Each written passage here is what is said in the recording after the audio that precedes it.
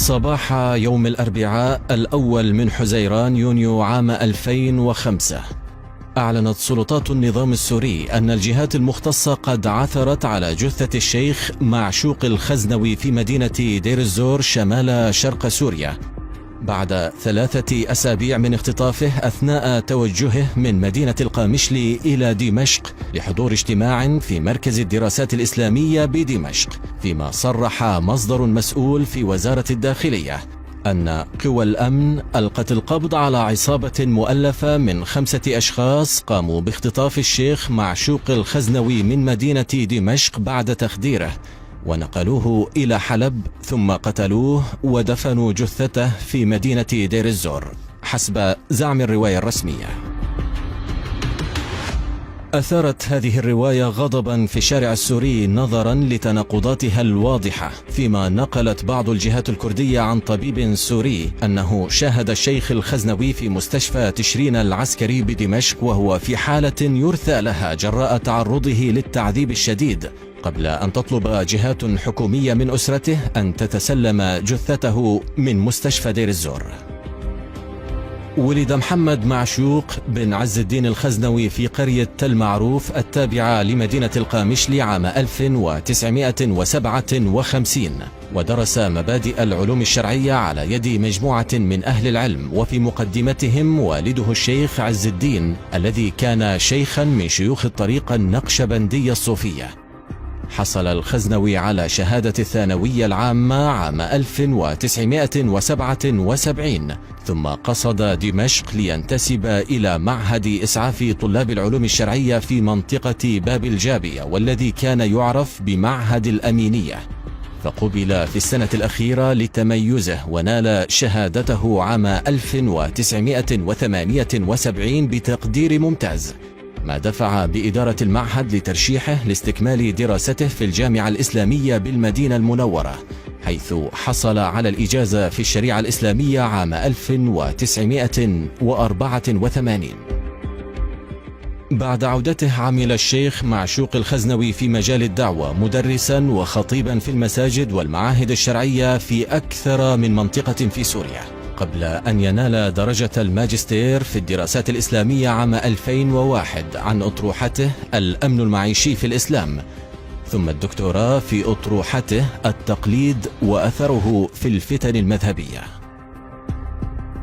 شكلت انتفاضة القامشلي عام 2004 والتي اندلعت إثر مباراة كرة قدم بين فريق الجهاد وضيفه الفتوة فريق دير الزور انعطافة هامة في مسار الشيخ معشوق الخزنوي، حيث تحولت مشاجرات المشجعين إلى مواجهات عنيفة بين الأكراد وبعض العشائر العربية، سرعان ما أججتها قوات الأمن السورية واتخذتها ذريعة للتنكيل بالأكراد. لكن الاضطرابات امتدت إلى بقية المدن التي يتواجد فيها الكرد واستمرت 6 أيام، أسفرت عن 40 قتيلا ونحو 2000 معتقل كردي. انخرط الشيخ الخزنوي إثر هذه الأحداث في النشاط السياسي،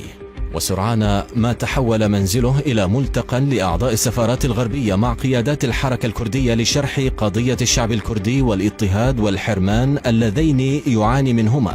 ما عرضه لاستجوابات ومضايقات أمنية، أشهرها يوم 12 من آذار من عام 2005 في الذكرى السنوية الأولى لانتفاضة القامشلي،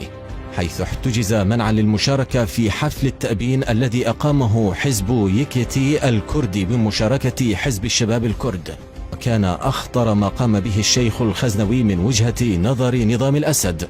مكانته المؤثرة التي كانت تتعاظم بين الأكراد، فضلا عن لقاءاته مع أقطاب المعارضة في أوروبا لاحقا وتواصل ممثلي بعض السفارات الأجنبية معه. عندما قامت السلطات الأمنية باختطافه في 10 من أيار مايو عام 2005 أثناء تواجده في دمشق، تجمع في 21 من الشهر نفسه آلاف الأكراد في القامشلي مطالبين بالكشف عن مصيره،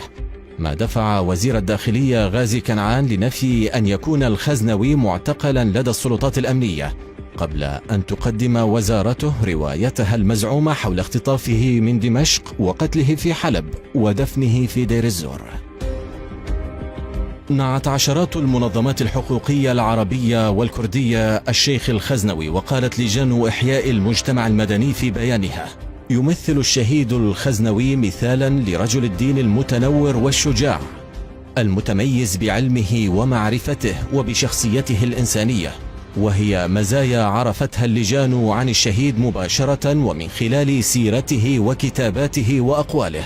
التي ركزت على قيم إنسانية أساسها المساواة والعدل والحق والحرية والكرامة الإنسانية، وهي ذات القيم التي يحتاج مجتمعنا إلى إحيائها وتجسيدها في حياة وممارسة أبنائه طريقا نحو مستقبل أفضل للسوريين. فيما تجمع أكثر من نصف مليون شخص في مدخل القامشلي ليستقبلوا جثمان الشيخ الشهيد، قبل أن يوارى الثرى في مقبرة قدور بيك وسط مشاعر الحزن والغضب.